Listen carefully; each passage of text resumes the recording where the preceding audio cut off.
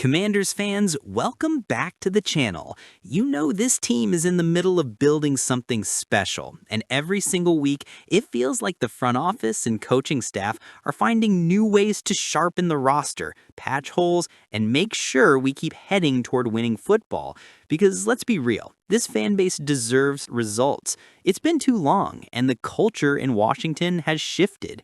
Dan Quinn, Adam Peters, and the rest of the Commanders brass are not sitting still. They're moving, adapting, and fighting to keep this team competitive no matter what comes their way. And today, we've got breaking news that shows exactly that mindset. Before I give you the full scoop, do me a quick favor. Hit that like button right now. It helps push Commanders HQ to more fans like you, and it's the best way to support what we're doing here on the channel. All right, let's get into it because this one's big. The Washington Commanders have officially signed veteran edge rusher Preston Smith, the former Steelers and Packers star who just so happens to have started his NFL career right here in D.C. That's right, Preston Smith is coming home. This move comes at a crucial time. As you all know, the Commanders lost defensive end Dietrich Wise Jr. to a season-ending quad injury against the Packers. That was a gut punch because Wise was expected to be one of those steady, physical presences along the defensive line. And when you're already dealing with early season injuries, Eckler gone for the year, Jaden Daniels nursing a sprained knee, John Bates banged up, you can't afford to let the pass rush collapse too. So what do Adam Peters and Dan Quinn do? They act quickly. They go grab a veteran who knows this franchise, who has 10 years of NFL production under his belt, and who can walk into the locker room today and provide stability. Let's talk about the player. Preston Smith is 32 years old, a second-round pick by Washington all the way back in 2015. Some of you remember those early years. Smith showed flashes of being a disruptive force, piling up 24.5 sacks in his first 4 seasons before leaving for Green Bay. With the Packers, he took his game to another level, becoming part of one of the league's most consistent pass rushing tandems. Then came his time in Pittsburgh, where he brought that same toughness and reliability. Over his 163 career games, Smith has totaled 70.5 sacks. That's not elite pass rusher territory like TJ Watt or Myles Garrett, but that's the kind of steady production that gets you paid. And indeed, Smith once signed a $77 million contract because of it. He's been durable. He's been consistent, and even last year, splitting time between Green Bay and Pittsburgh, he managed 4.5 sacks, not bad for a guy entering his 30s. Now, let's zoom out. Why does this signing matter so much right now? First off, Dan Quinn's defense thrives on pressure. It's built on guys who can collapse the pocket, attack downhill, and force quarterbacks into mistakes. Losing Wise meant you suddenly had to lean a lot harder on Von Miller, who himself is nearly 36 years old, and Dorrance Armstrong Jr. That's not a recipe you want to depend on for 17 games. Adding Smith gives this rotation more depth, more veteran savvy, and a guy who doesn't need a long learning curve to plug into Quinn's system. Second, this is about leadership. Washington has invested heavily in young defenders. Johnny Newton, Luke McCaffrey on offense, Jalen Lane, and plenty of other rookies are trying to carve out a role. But sometimes having a steady veteran presence is the glue that holds it together. Smith brings that. He's been through playoff runs, he's been through battles in Lambeau and Heinz Field, and now he's back where it all started, ready to mentor the next generation. And third, this is about flexibility. The Commanders' defensive line isn't just about Smith coming in and taking all of Wise's snaps. Don't be surprised if you see Quinn experimenting. We already know Javon Kinlaw has been lining up over tackles about 25% of the time. We know Dorrance Armstrong Jr. can move around. We know Sheldon Day and Johnny Newton could rotate in new ways. Smith gives the staff the freedom to mix looks, disguise fronts, and throw new wrinkles at opposing offenses. Now, let's be clear, Smith isn't the same guy he was in his prime. He's not going to give you double-digit sacks anymore, but he doesn't need to. What Washington needs right now is a guy who can set the edge, bring some pressure, and play smart football. In close games, think about those divisional dogfights against the Eagles and Cowboys. Sometimes that one sack on 3rd and 7 is the difference between winning and losing. Smith can still provide that. Speaking of divisional battles, let's talk about the bigger picture. Adam Peters has been very intentional about how he's building this roster. Look at the size he's added up front. Eddie Goldman, Javon Kinlaw, and Dietrich Wise were all about beefing up to deal with NFC East monsters like Landon Dickerson, Tyler Steen, and Tyler Smith. Those guys are massive, athletic, and they will bulldoze you if you don't have the horsepower to stand up to them. That's why Wise's injury hurt so much. But now with Smith in the fold, Washington at least has another layer of veteran muscle. Combine that with Payne, Allen, Kinlaw, and Goldman, and you can see how the plan is still intact. Get bigger, get nastier, and fight strength with strength. But here's the subplot I find fascinating. Johnny Newton, the second-round pick from Illinois, has been relatively quiet so far, logging about 30% of the snaps and sitting behind Payne, Allen, and Kinlaw on the depth chart. Some analysts wondered if Newton might get a chance to move outside more often, given his quickness and versatility. Wise's injury could actually open that door. If Quinn wants to get creative, you might see Newton lined up on the edge, trying to use his burst against tackles instead of getting swallowed by interior guards. That's the kind of experimentation a coach like Quinn thrives on. He's not afraid to shuffle pieces around, especially when the season throws curveballs like this one did. And now, with Smith providing veteran stability, Quinn has more freedom to give Newton, or even Jalen Holmes, who was just promoted from the practice squad, a shot at proving they belong in the rotation. Washington heads into Week 3 with some new injury concerns that are already shaking up the conversation. Running back Austin Eckler is dealing with an Achilles issue that's going to cost him his season. Dietrich Wise, one of our key depth pieces on the defensive line, is also out with a quad complication.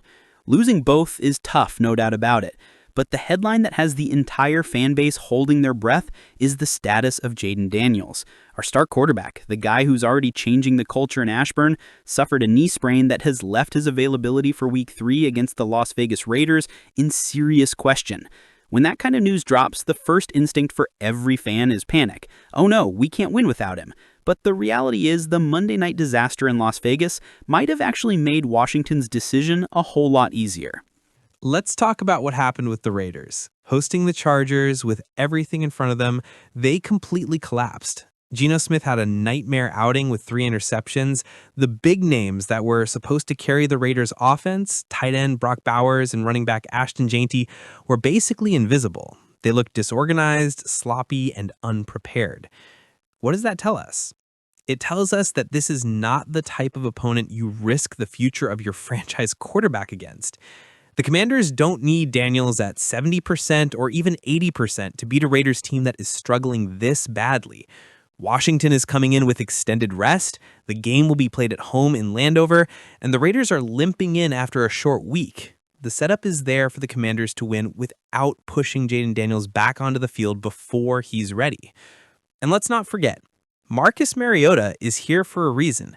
He's not some rookie backup with zero experience. He's a former Heisman winner, a veteran who has been through the wars of the NFL.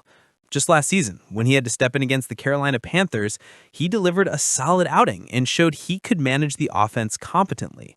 Yes, he dealt with his own Achilles tendonitis over the summer, and yes, he missed preseason action because of it.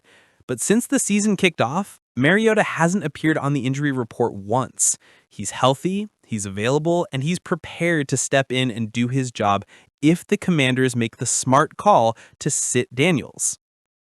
And this is where we have to go back in time, Commanders fans, because there is a very real, very painful reminder in this franchise's history that is impossible to ignore.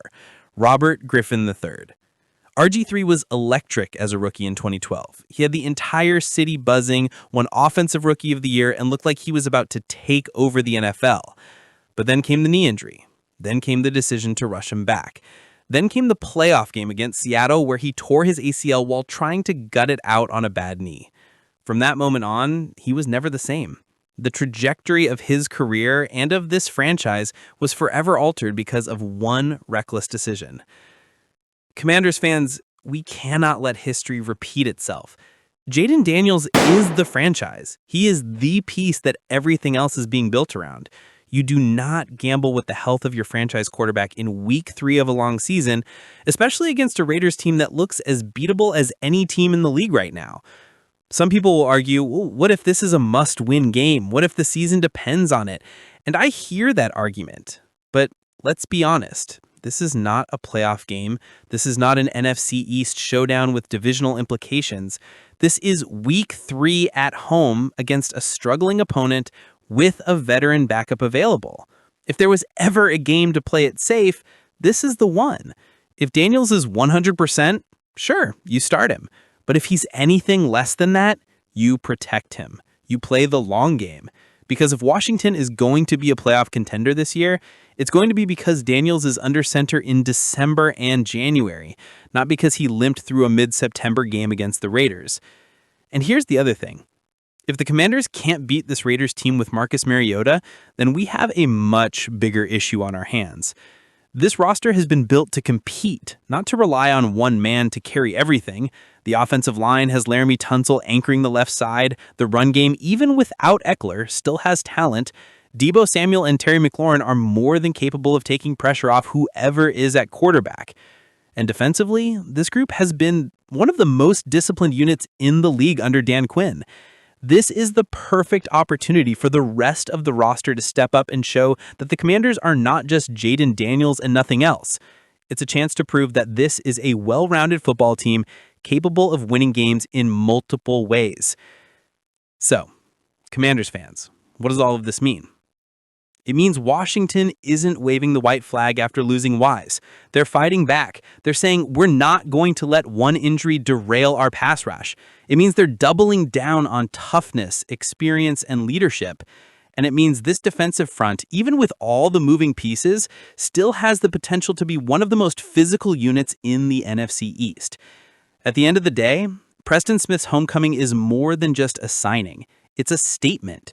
It's a reminder that this team is built to adapt, to survive, and to compete. But now I want to hear from you. What do you think about Preston Smith coming back to Washington? Do you see him as a game changer for this defensive line, or just a short-term patch? And do you believe young guys like Johnny Newton and Jalen Holmes should get more snaps instead of leaning on veterans? Drop your takes in the comments. I'll be reading every single one. And before you go, make sure you smash that like button, subscribe to Commanders HQ, and turn on notifications so you never miss a single update on this team we all love. Because one thing's for sure, the Commanders are not done making moves. And here at Commanders HQ, we'll be right here breaking it all down with you every step of the way. HTTC, and I'll see you in the next video.